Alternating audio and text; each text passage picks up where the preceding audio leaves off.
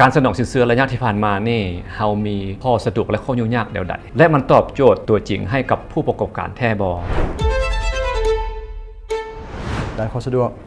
ก็ถือว่าแรงทุนดังกล่าวเป็นแรงทุนดอกเบี้ยต่ำเพื่อเป็นการส่งเสริมภาคธุรกิจผู้ประกอบการขนาดน้อยขนาดกลางอันที่2ก็ถือว่าทางเบื้องเจ้าของแรงทุนเอง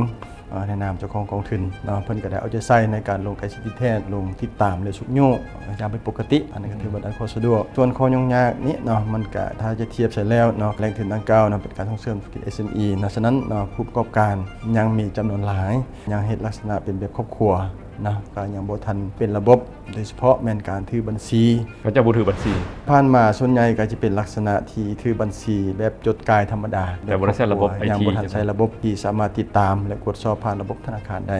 เพื่อเป็นบนอิงและเป็นข้อมูลในการวิเคราะห์หรือว่าการประเมินในการให้สินเชื่อด้านธนาคารของเราได้และการนอกจากนั้นไปอนุญาตดำเนินธุรกิจต่างๆในการฝึกอบรมเพื่อเสริมสร้างความรู้เพื่อพวกเราจะมาบริหารทางด้านธุรกิจนั้นก็ถือว่าเป็นจุดหนึ่งที่เป็นข้อจำกัดด้านผู้ประกอบการแล้วล่ะทางธนาคารเฮามีมาตรฐานหลักๆอีกอย่างใดก่อนจะสนองสินเชื่อให้กับจนก.นี่เฮาต้องมีมาตรฐานพื้นฐานอีกอย่างใดเบื้องต้นก็ต้องมีใบอนุญาตการดำเนินธุรกิจจากคณะกรรมการที่เกี่ยวข้องที่สอดคล้อง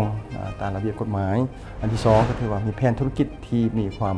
ชัดเจนอันที่3ก็ถือว่ามีการเคลื่อนไหวบัญชีผ่านระบบธนาคารและถูกต้องตามระเบียบกฎหมายที่กำหนดและก็นอกจากนั้นก็ได้รับการฝึกอบรมจากคณะกรรมการเกี่ยวข้องโดยเฉพาะทางเบื้องคณะอุตสาหกรรมการค้าเพิ่นก็ได้มีการจัดฝึกอบรมเพื่อการเสริมสร้างความรู้ความเข้าใจในการดำเนินธุรกิจเพื่อให้การดำเนินธุรกิจมีประสิทธิผลอันนี้ก็ถือว่าเป็นเงื่อนไขพื้นฐานในเบื้องต้นครับแผนการสนองสินเชื่อในต่อหน้ามีแนวใดและความรู้สึกของทางต่อกับการพัฒนาจนก.มีแนวใดสำหรับแผนในตอนหน้าพวกเราก็จะสืบต่อในการช่วยเหลือส่งเสริมภาคธุรกิจโดยเฉพาะแมนการนำใช้แรงทุนดอกเบี้ยต่ำตามนโยบายของรัฐบาลนี้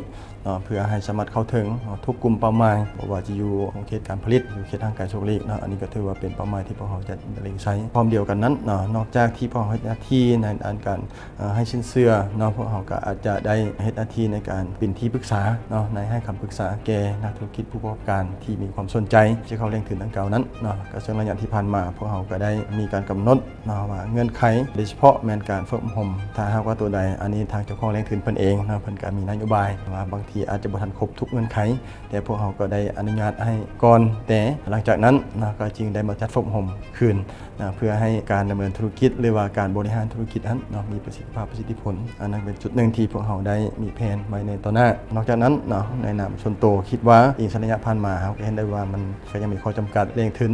ยังบ่เพียงพอเพื่อตอบสนองให้แก่สังคมหรือว่าผู้ประกอบการได้ฉะนั้นถ้าหากว่าในต่อหน้ารัฐบาลมีนโยบายเพิ่มเติมมันก็ยิ่งเป็นการดี